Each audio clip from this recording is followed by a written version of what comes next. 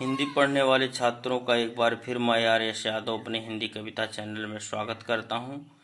प्रिय छात्रों, आज हम आपको महाकवि सूरदास द्वारा रचित सूर सागर प्रबंध मुक्तक काव्य के पद नामक पाठ के 8वें पद की व्याख्या करने जा रहा हूं। आप उसे ध्यानपूर्वक देखें और सुनें।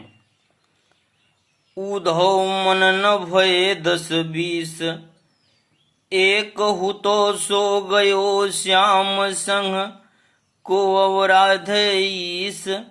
इंद्रि शिथिल भई केशव बिनु ज्यों देहि बिनु शीस। आशा लागी रहति तन श्वासा जीवहि कोटि बरीस। तुम तो सखा श्याम सुंदर के सकल जोग के ईस। शूर हमारे नंद नंदन बिनु और नहीं जगदीश। अब आप शब्दार्थ पर ध्यान दीजिए। 10-20 का अर्थ है 10-20, यानी एक ही नहीं बल्कि 10-20। हुतो का अर्थ है हुआ करता था। गयो का अर्थ है चला गया। ईश का अर्थ है ईश्वर। आराध्य का अर्थ है आराधना करना। केशव का अर्थ है श्री कृष्ण। ज्यों का अर्थ है जैसे। देही का अर्थ है शरीर। शीश का अर्थ है सिर। आशा का अर्थ है आशा लगा रहना। अब आप जगदीश का अर्थ है ईश्वर। अब आप संदर्भ पर ध्यान दीजिए। प्रस्तुत पद हिंदी साहित्य गगन के उदंत मार्तंड कवि कुलगुरु सरोवर के नीलोत्पल महाकवि सूरदास द्वारा रचित सूर सागर प्रबंध मुक्तक काव्य के पद नामक पाठ से लिया गया है, जिसके रचयिता महाकवि सूरदास जी हैं।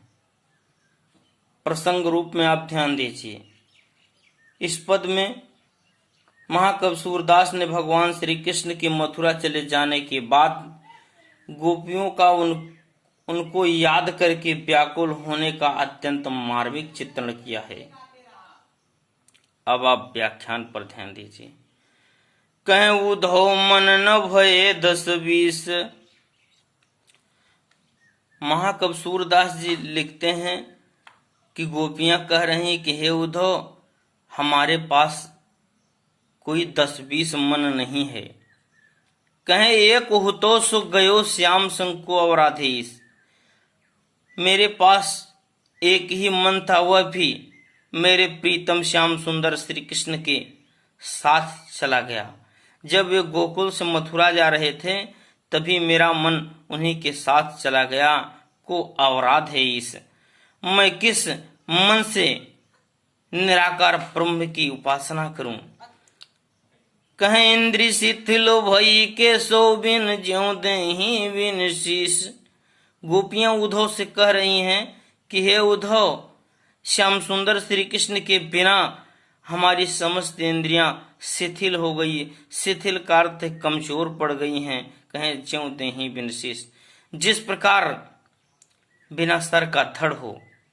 हम लोगों की वही श्री कृष्ण की अनुपस्थिति में हम सभी गोपिकाओं की वही स्थिति है जैसे बिना सर का धड़ हो।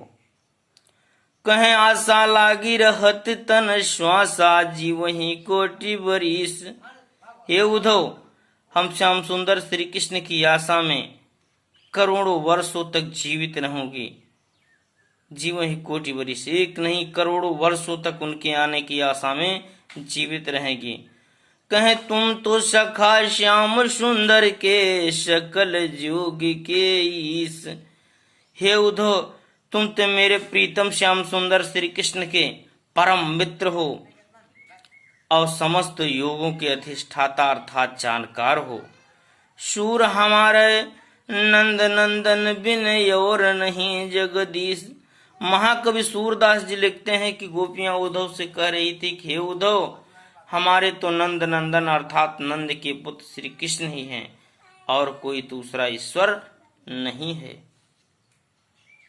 अब आप काव्य सौंदर्य पर ध्यान दीजिए। भाषा ब्रज भाषा, मुक्तक शैली, माधुर्य गुण, श्रृंगार वियोग श्रृंगार रस है, गेय पद, व्यंजना शब्द शक्ति। अब आप अलंकार पर ध्यान दीजिए। 10-20 श्याम संग शब्दों में नंद नंदन,